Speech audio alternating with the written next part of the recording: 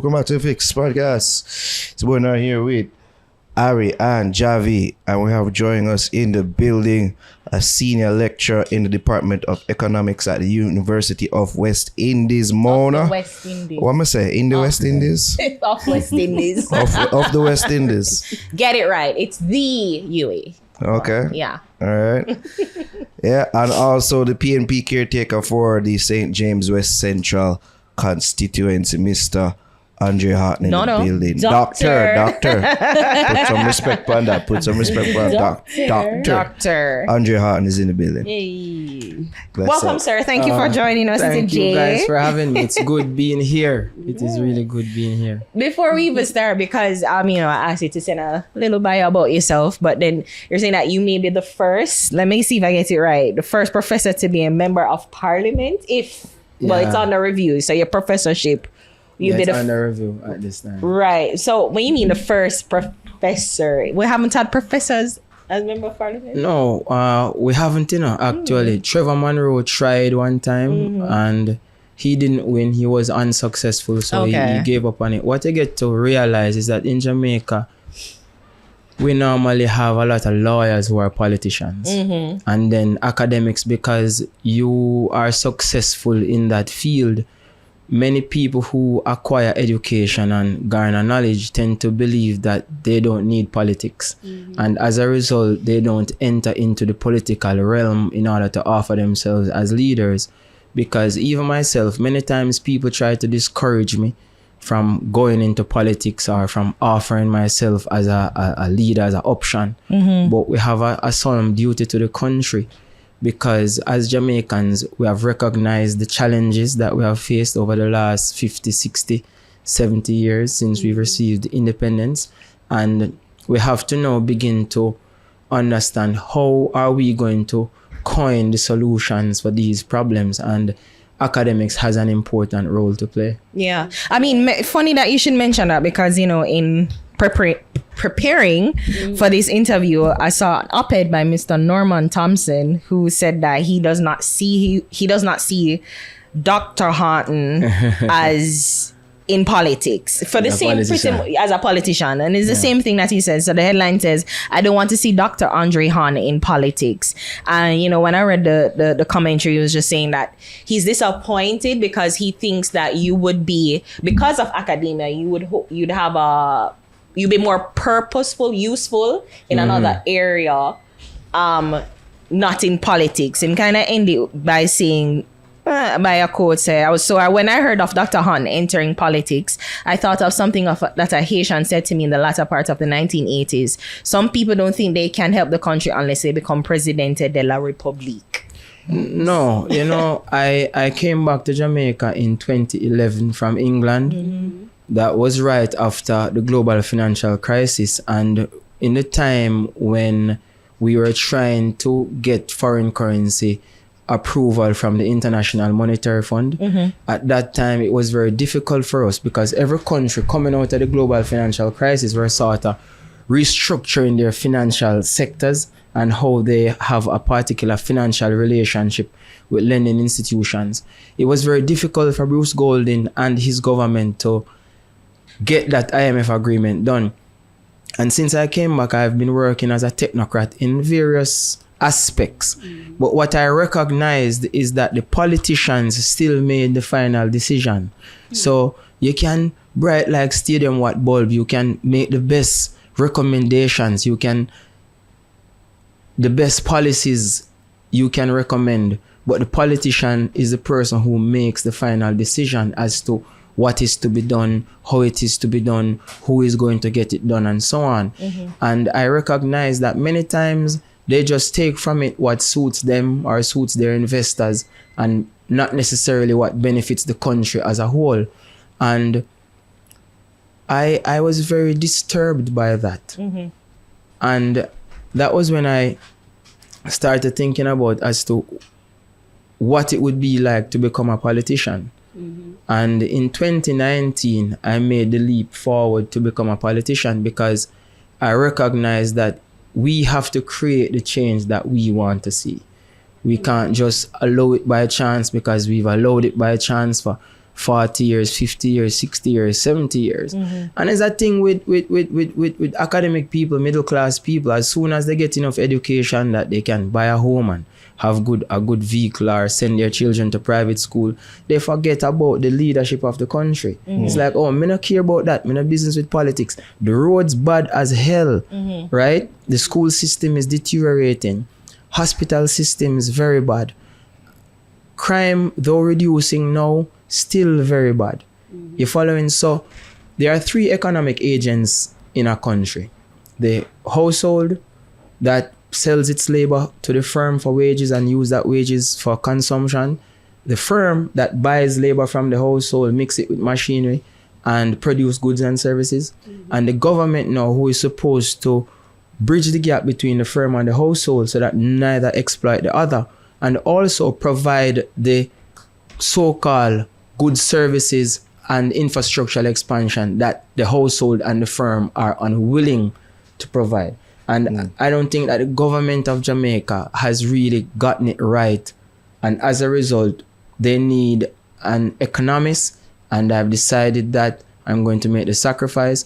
And mind you, we've never had any real economists in politics for the longest time. Most of them are lawyers, 1 and 2 are mathematicians, 1 and 2 might be financial practitioners. But in terms of economics, decision making, opportunity cost, how you weigh up cost and benefit and those sort of things, those metrics have not been a part of our political leadership. For quite some time. I mean, yeah, for a very long time. But then I want to say too, but then you said that, or you're saying that many people who, once they've gotten all that they've gotten from academia, they shun politics. But do you think that maybe because they understand that the bureaucracy, the red tape, the deterrents that are in politics, you know, having to even have to run, to be elected, to be a member of parliament, all these things are too challenging. It's onerous for you to do that. Man. In order, but you can think that you can make effective changes from your perspective field in private, and I guess, you know, you bridge it with the private public sector. You where do, you possible. know.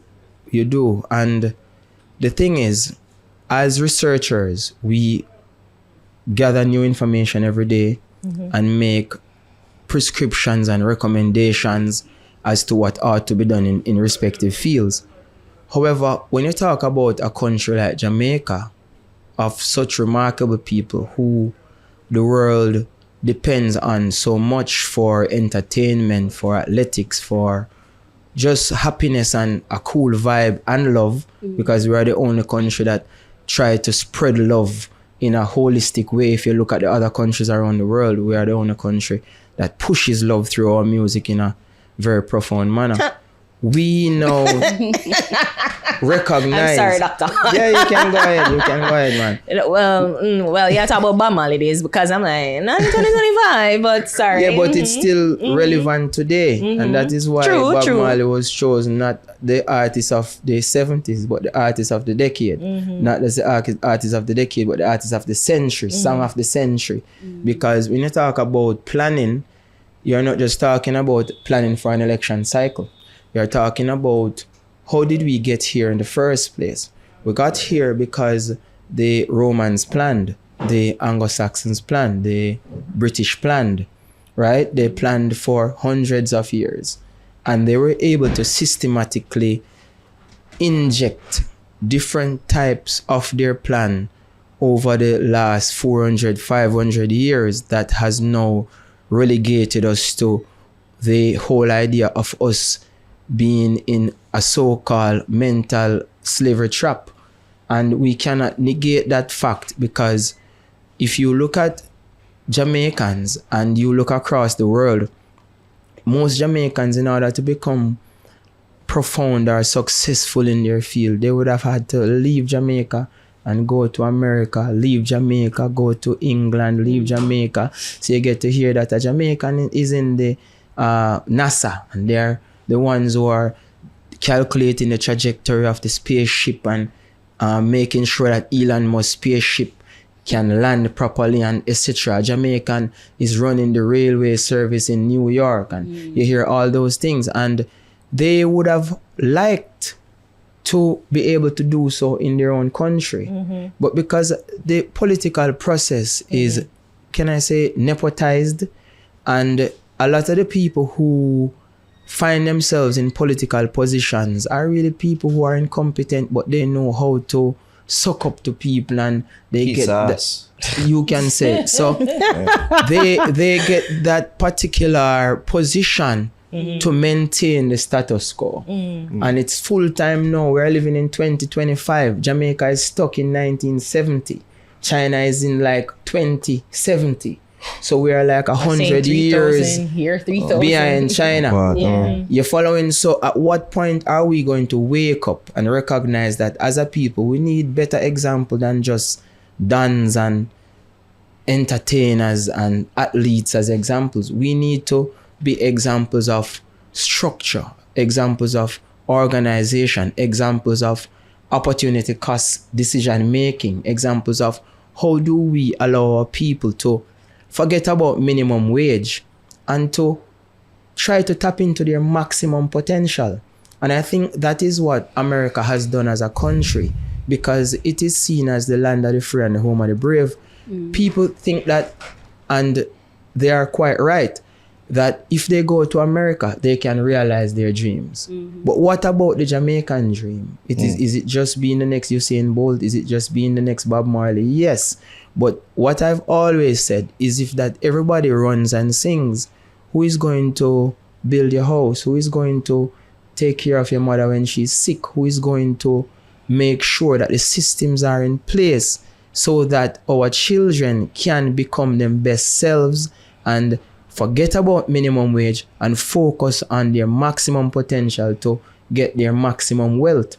And we should be incubating unicorns. It's not just Silicon Valley that can incubate unicorns and have companies that can take on the world and earn billions of US dollars. Jamaica has the potential. We just don't have the right organizations in place and the right structure to enable our people to have the trampoline that they need. Yeah, what's we don't have the proper economic infrastructure to, exactly, at least at the moment, to do the things that you're talking about. I'm curious though, as an economist, right? Because you class yourself as one. Of course, you are one. Yeah, man. He teaches it. You teach it.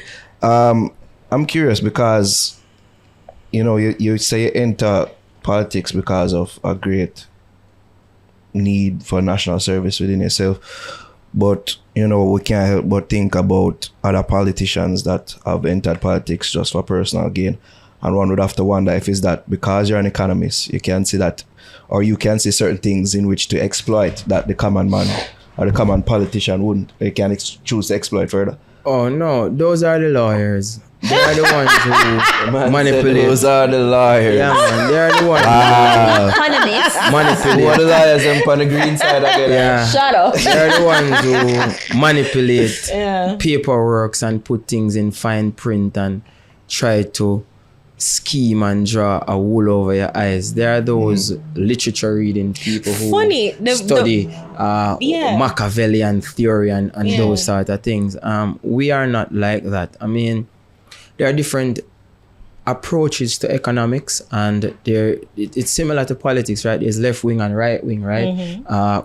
There's Marxian theory, there's a neo-colonial, there's colonial theory, there's capitalism, and so on and so forth. My own entry into politics is symbolizing that now more than ever, there are people who believe that Jamaica can find its way. And your inclination based on what you just said is the typical Jamaican. Yes. They realize the status quo. They understand that politics is a dirty game and they stay far away from it.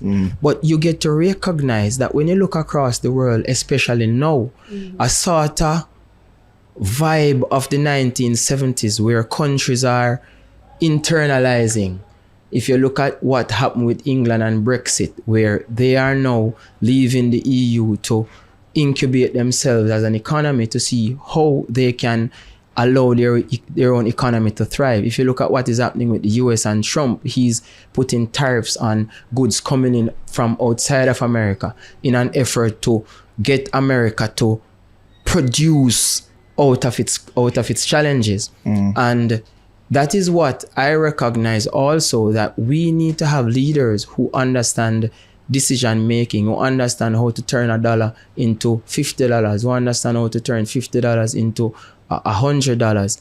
And that is important, because when you look at $1 trillion budget for a country like Jamaica, and you look at what $1 trillion can do, and you look at what is being done, you get to realize that the $1 trillion is not being spent in an economical way. So your mother, who, when you were growing up, had the budget for the household, and she would make sure that you get most of what you needed, not everything that you wanted, but most of what you needed, and that you were positioned in such a way that you can become the best person because you are her direct offspring. And that is how our leaders should see Jamaica, as a simple household of 3 million people. How do we make sure that they are properly educated, that they are properly cultured? How do we make sure that they understand decision making, that they don't squander their resources? I'm in Mount Salem and I'm walking through the community, and a man in buy a rum and boom, and he's drinking the rum and boom. This is 8 o'clock in the morning, and as him see me, General, you know, say me hungry, but him just use the same $1,000 buy a flask of rum and a buckle of boom. And then as him see you, him hungry. That means say he doesn't understand decision making. He doesn't understand how to spend his resources. So we get caught up in entertainment and pleasure while the rest of the world is rebuilding their nations. If you look at what is happening in Burkina Faso right now, they have recognized and have gotten rid of France. And they have made the sacrifice. And that is what I recognize. Most Jamaicans don't want to make the sacrifice. Everybody is looking for a Jesus to crucify, and everybody is happy with their salary or their business or their vehicle and them house, and them children can go private school, which that is very good. But when you look at the overall cohesion of the economy, you look at the everything, it can be done better. It must be done better, and it shall be done better. We have to just begin to change our frame of mind and our thinking. Yes, we have been propagated with corrupt politicians. We accept that. But what are we going to do about it?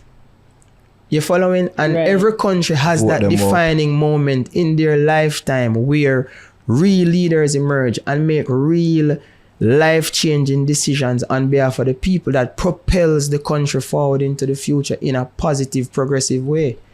And that is where we are at this time, and that is why we have to make the changes that we see fit and sacrifice ourselves. Before we move forward, you raised something earlier that I wanted to ask. So when you became a politician, before I say that, you said politicians make the final decision. So now that you've become a politician, have you been in a position where you've made the final decision and you're seeing the changes within St. James, West Central? Yeah, we've been doing a lot down there. I mean, we haven't won, so we don't have government resources, but we've been doing a lot of community intervention programs through what I call Make Jamaica Safe. So you can go check out my website, asafejamaica.com. That's ASAFEJAMAICA, asafejamaica.com. And the SAFE is an acronym for sports, arts and artistry, financial literacy, and enterprise and economics. So when I went to Mobile, I get to recognize that the people, they are very insular. So they don't really welcome knowledge and learning and transformation so easily. So you have to use an icebreaker. You have to use an icebreaker. So sports was our icebreaker. And we host a lot of corner leagues and netball competitions, and I started the Montego Bay Futsal League, the real futsal, not scrimmage. And it has been well received. I mean, we have been in several communities, and we use the futsal to bring peace to the community of Granville and its surrounding environs, and we also use the futsal to bring peace to Mount Salem. Now, Mount Salem is where I am from. It has been under the zone of special operations since 2017. The young people got very violent there, and they didn't understand their own purpose. But when we went in, we used the sports to break the ice, and we started with the pain for peace. So we paint for peace, let the young people come and, we just make them express themselves. Those who are musicians, poets, whatever the case may be, we give them a platform for them to express themselves. The financial literacy was very important, because decision making for the future for a lot of people, they don't understand what to do, right? So they find themselves trapped in a position where they overspend on unnecessary things and underspend on the important stuff. They squander a lot of their resources instead of investing their resources for it to grow, to give themselves leverage to be able to consume more further down the line. So time decision making, time expenditure spending, these sort of things are very important. And I was able to demonstrate this to many of them and to put them on a progressive path. Now, because I'm opposition, you don't make decisions, because it is the government that makes the decisions. So I am in the race to win it, and when the next election is called and when I win, then we will be in the position to make the definitive decisions of which you speak. What are some baseline things we can teach young children, young men, about financial literacy? First of all, is it the consumption. I mean, when I go to the party, and we used to drink, I pay expensive liquor. So excuse me. we buy NSC a long time. Okay. From on the flowers back of NSC, you can get from overseas, and you bring them in. And since NSC become this bulk consumption goods, we still spend on it. You go up one party, you buy 2 bottles of NSC at $80,000, right? Now, if you go to a party for 4 weeks, just once a week, and you spend 80,000 per liquor for the 4 weeks, 1 night a week, right? Now, 4 8's how much? You following? Understand the man. So yeah, we're 320,000 right there, right? And if you add up that for 2 months, 640,000, just for 2 months of just partying, right? And you get to realize that many of the young people in Mobay, they purchase more alcohol, never own a house, don't have a good bed, then buy a vehicle, but you following? So you have to know, let them be cognizant of the fact that the big mansions that they are seeing is not a big money that makes it. They building One of time. a few. No, it's gradual progression. Yeah. So that I think is the most profound money language, where people must begin to realize that if you save $1,000 a day for 5 days, a 5,000. If you save it for a month, a 30,000. You following? So many people, they have it, but they don't save it.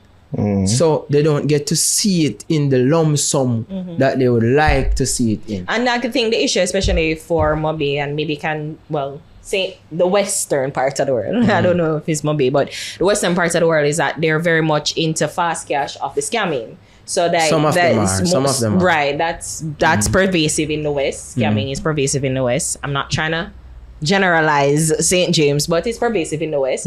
But I think the issue is that they get the money quickly, and they spend it quickly. So they spend it on the cash and things like that. So I mean, even something like that where they get it through ill-gotten gains, like I'm sure I'm talking about money laundering, but still, like, how can they invest the money properly? I mean, there are many without people, spending it so widely. Yeah. I don't think that these young people should spend their time so negatively to try to swindle others out of their hard-earned cash.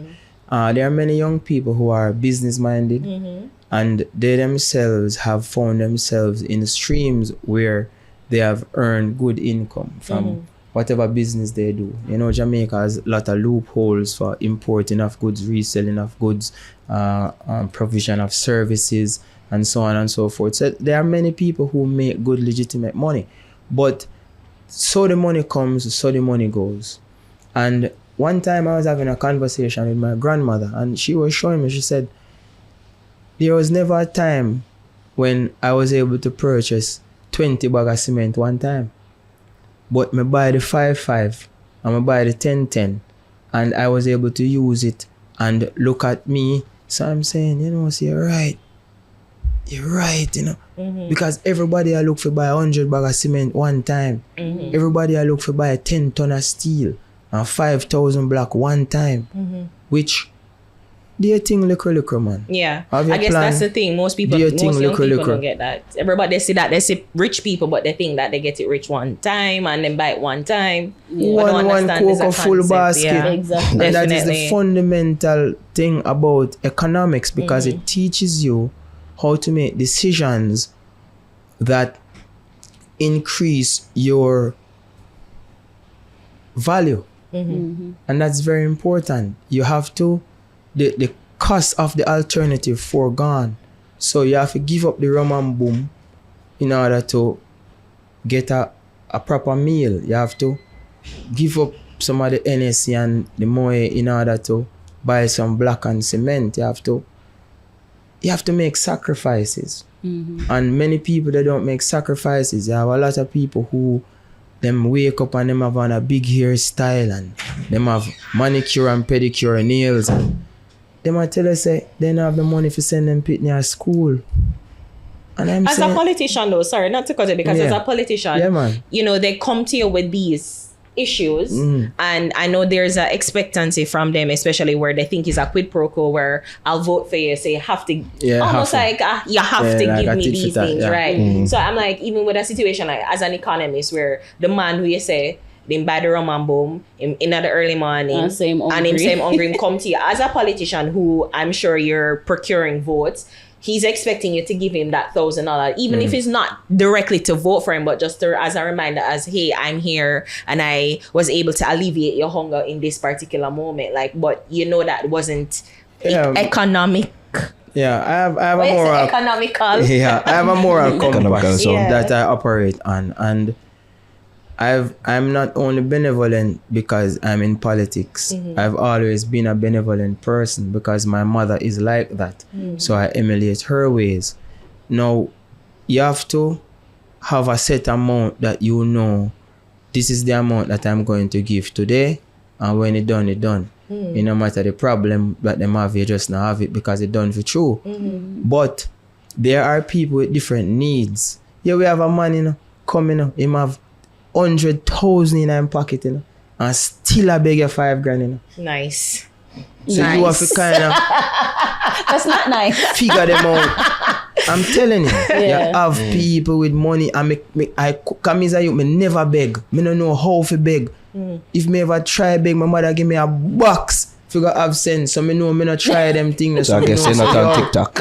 Hey, listen. Have sense, youth. Have sense. So, plus that has never been me. You have some people I saw them answered and some people answered. So for me answered so. You get me? So I prefer give than take from people. But at some point in time, you have to reason with these people for them to understand that you know what they are doing. So it's up to them to change the dirty way and the dirty approach towards them own lifestyle. Right. Because you can't have a big man every DMC you, he might beg. A joke thing. You ever share that with them, like you say, you're prioritizing the wrong things, like why you do your nails and your hair but your child is hungry? You ever share that with them? Of course I do. And what's the feedback? It's You have to look good. It's like they're saying that that's a separate thing. That's a separate thing. Me give somebody a work last week, right? And them get paid this Friday. And them see me Sunday. And them ask me for money again for buy liquor. Liquor? So then stay. So it's like the politics is like you have the people who them just see you and it's just want. Then you have some people see them give good encouragement. You have some people genuinely in need. You go check them on the house kind of, indigent, up to scratch and it make you feel away in yourself. You have to give them a thing if you have it. If them ask for it. And then you have some of them where for them build too higher, definitely can help them. Because them see you now as them see as a client. Like a giant. Yes. Chop off a piece of skull. Andre, my name, Andre the Giant, but I mean, we have to begin to be mindful that the country must wake up, because Africa is also waiting on us to wake up. One time I saw a poster from Mugabe and he said that Jamaican men are busy smoking weed and busy drinking alcohol and are not recognizing what is taking place in the world. And many people found it very disrespectful, but I found it to be very eye-opening to me, because we such a small country is having such Jamaica an effect, is like Africa's navel string. It's like, if you study the history and you look back throughout the 60s and 70s, and you recognize that a lot of the liberation that took place in Africa was really instigated through Jamaican influence. Even the Haitian Revolution, Jamaica has played an important role in liberating the people. And now when Africa itself is waking up, when Ibrahim Traore and Kagame and these leaders are waking up and getting rid of the colonial leadership that exists in their country and are re-engineering economic development for their people, it's like Jamaica is still stuck in chatting. So you wake up every day, the politics become this big PR. You go events, you take picture, you try to showcase it in the best way. You become a social media influencer as a politician, rather than trying to do the real work, which is staying out of the media and getting the thing done. So it's like you're a silent hand. Look at God. No, never see God. We never see God. We never see him. But him create all of this. So a politician have to try now be like God, stay in our background and make sure so the thing them do. You understand? I disagree with that. I disagree with that because in we look in America, we look to the north, our neighbors to the north. Biden, he did a lot of things, a lot of changes that are made that are now being undone by the current regime in terms of canceling student debt. Trump just signed an executive order saying he's canceling that. Canceling them, the infrastructure bill that they sign or they put into effect. Trump is not undoing that. But many people felt, or many people did not see or hear that Biden did a lot of things that affect them. Then probably just think, the egg price is still high, and don't understand inflation, and then they'll get certain economic troubles that affect the global world. But them just think, eggs price is still high, but don't understand the other macro. But Biden taking a picture doesn't change that fact. No, but what I'm saying, you're saying the PR, but I'm saying that most people, if course. It's not in your face, and if you're not explaining to the people and let them know, if you're not communicating what you are doing, most people don't even understand or get it. Yeah, I understand. Yeah. I think there's an imbalance though. Yeah. There's an imbalance.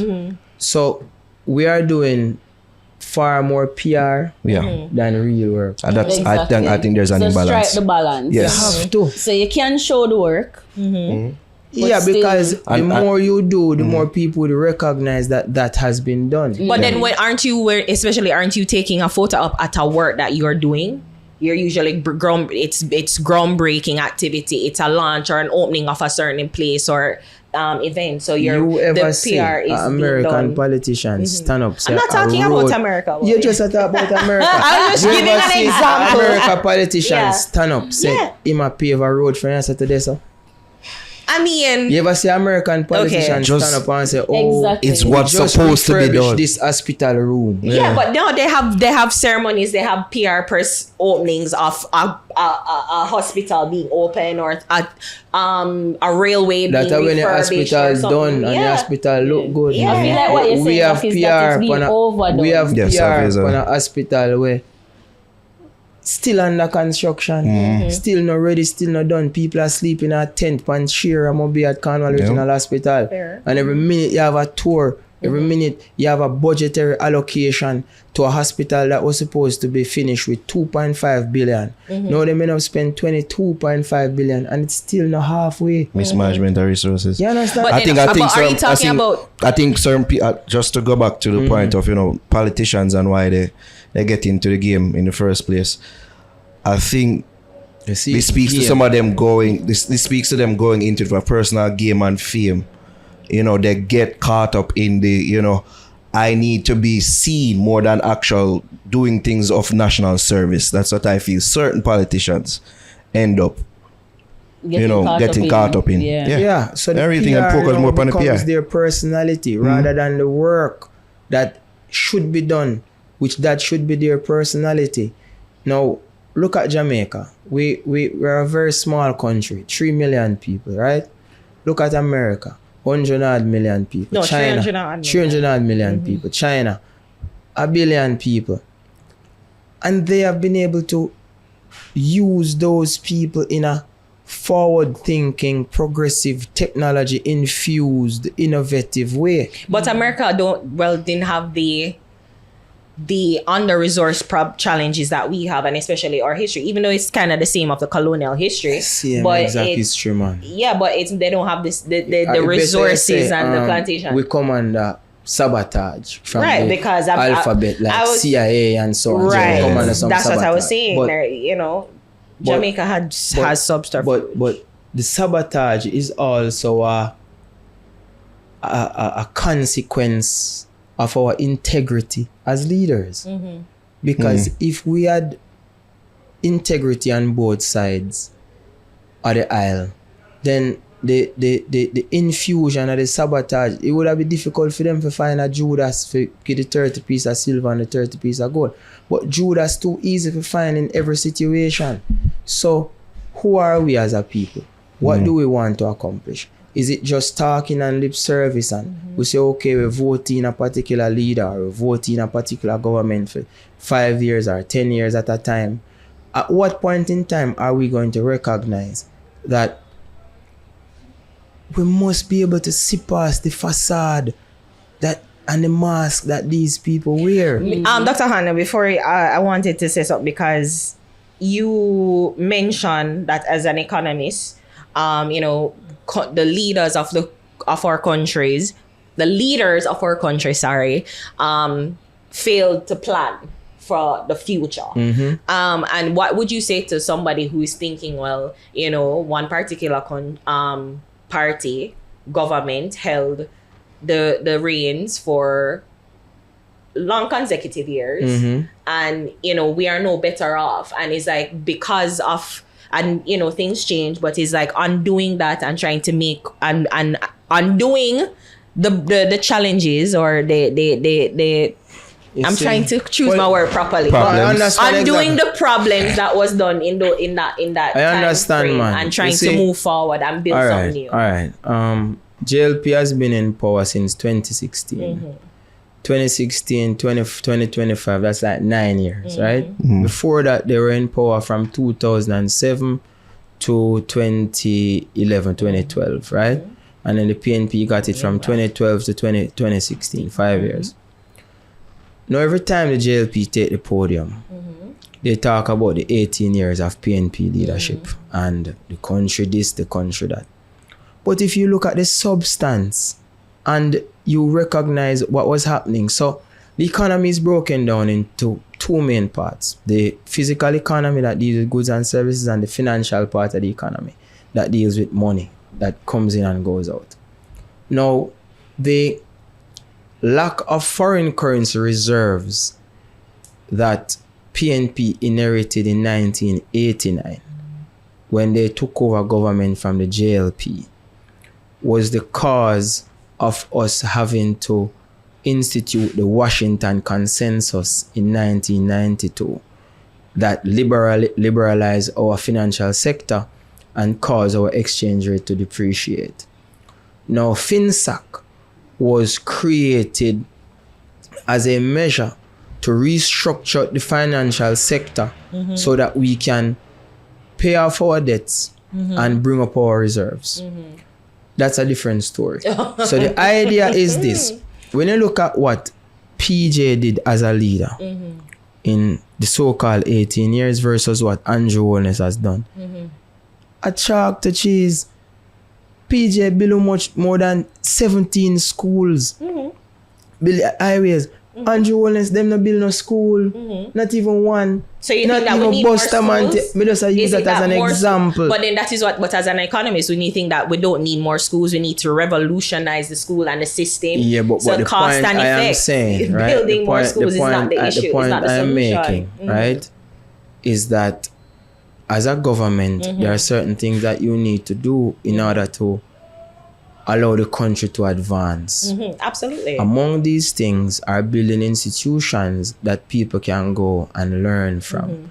If you look at UWI as an example, over the last, say, 10 years, even though UWI exists as an institution, they have been expanding. So they're building medical faculty, right? The new medical building that's there.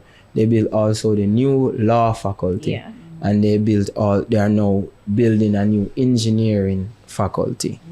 Normally people would go to Barbados for law. People would still come here for medicine, but the hospital alone and the facilities was very small. So we had to build a new medical building. And because things change yearly, you have new institutions that must emerge. For example, now the country needs an institution that looks at AI and artificial intelligence and robotics and the Internet of Things, drone management, whatever. China has several universities that are only geared towards hacking. Blue hacking and red hacking. Blue hacking, defensive hacking, red hacking, offensive hacking. 20 years ago, they would not have had that institution. You following? So in every decade, a country has to build more institutions to facilitate the diversity of knowledge that is being created and equipping your people with that knowledge so they now can go out and participate in that particular industry. Right now, Jamaica remains stuck. I agree with you. Sometimes it is not the more that is needed. Sometimes it's the transformation and the expansion. And the diversification. Exactly. But we are not seeing that. And that was just one example.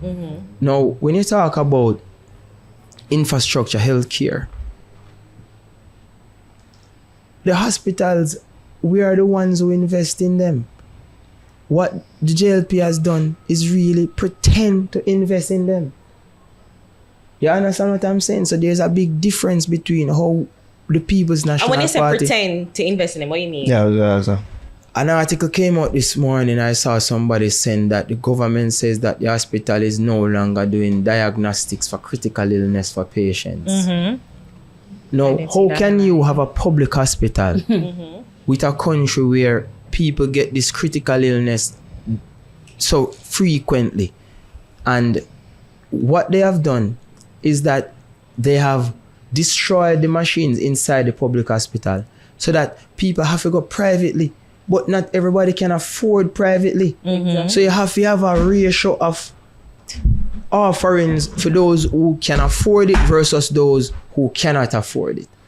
And that is the fundamental difference between the People's National Party and Jamaica National Party. We believe in providing resources, providing services to the people who cannot afford it. JLP believes if you can't afford it, your business that. But wasn't the free health and education under the Bruce Golding administration? All right. Bruce Golding try a thing. Right? Bruce Golding and really JLP like that. Bruce Golding a socialist. What you mean, Dr. Haughton?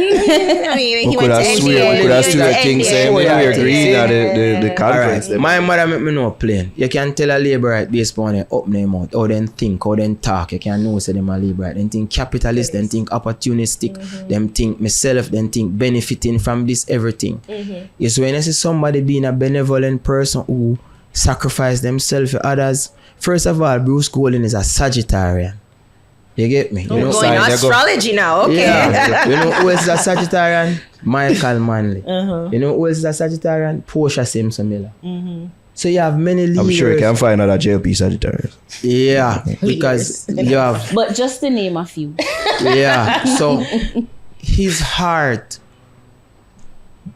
doesn't allow him to allow rich people to benefit at the expense of poor people in its entirety.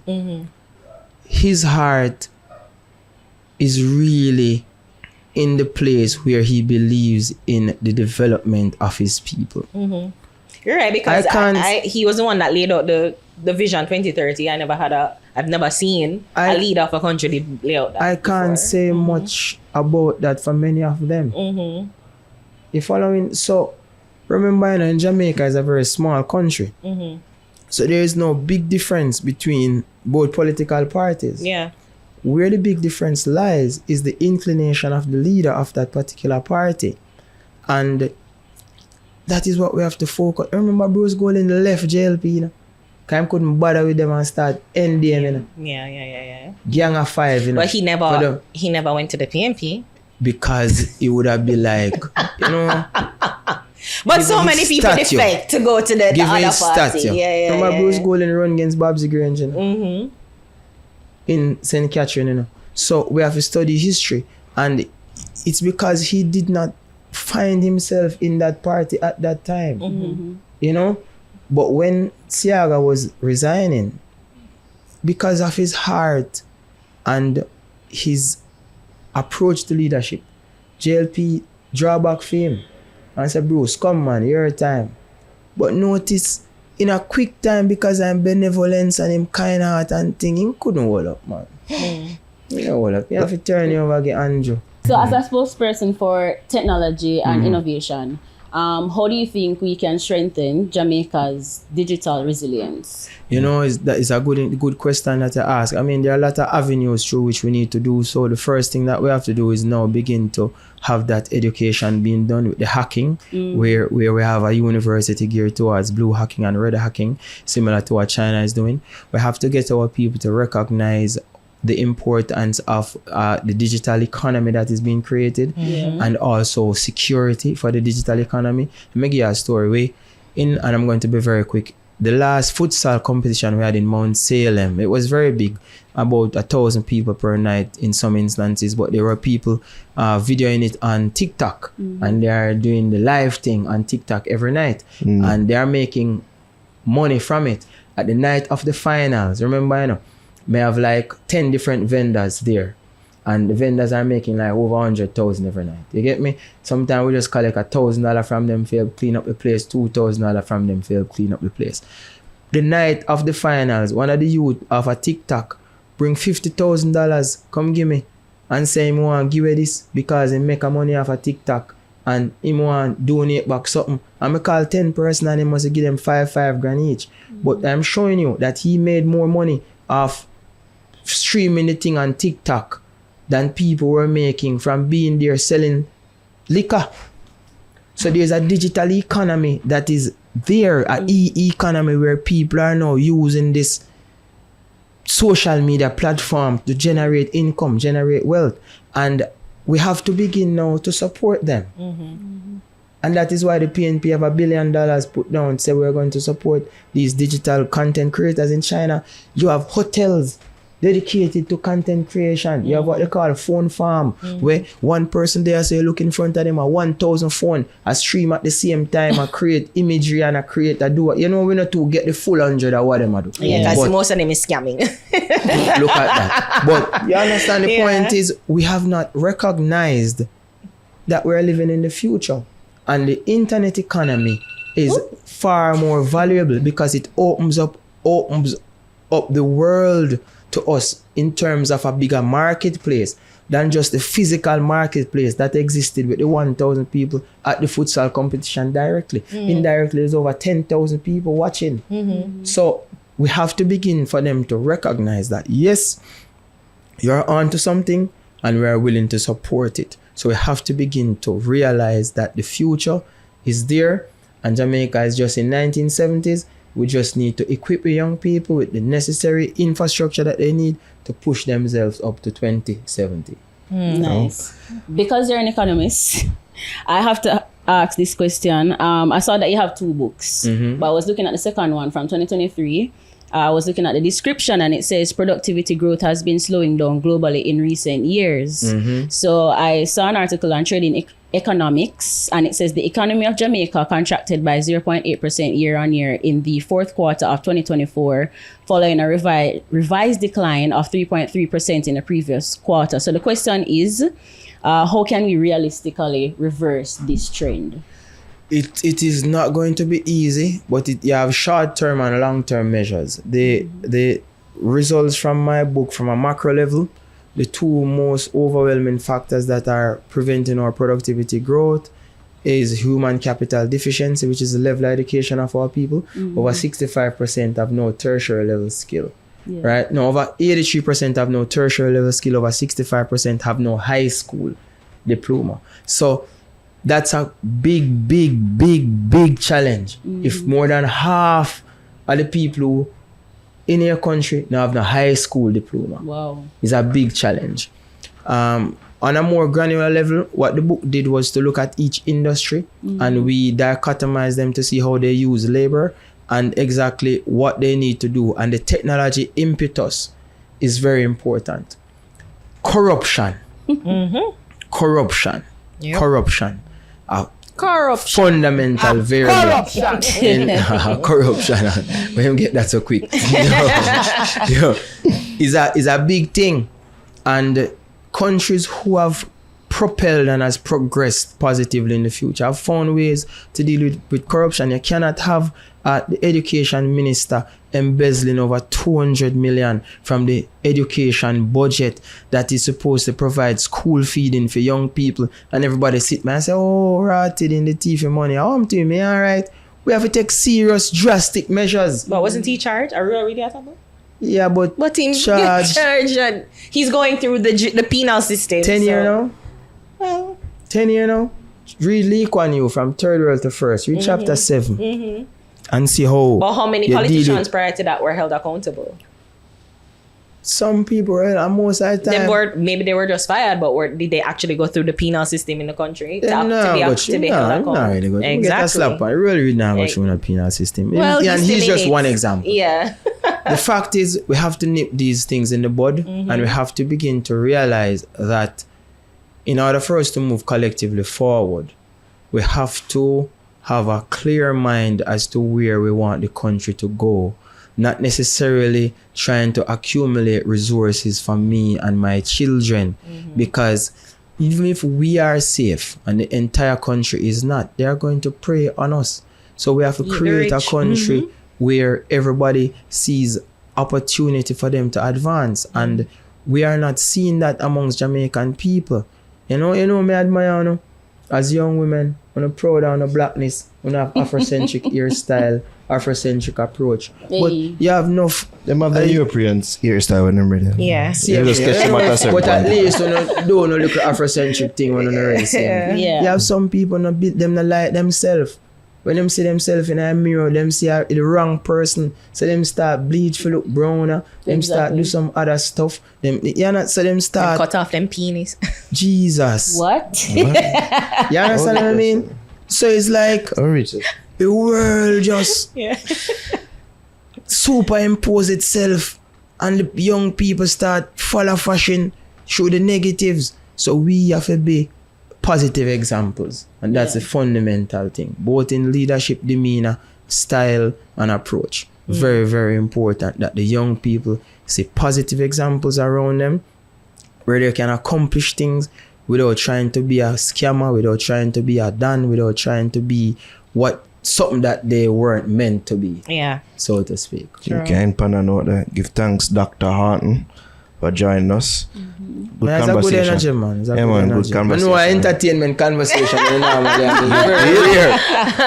People are like, where the bitches at? yeah, intellectually driven conversation. You I know? had more questions. But we give thanks Dr. Probably. Haughton.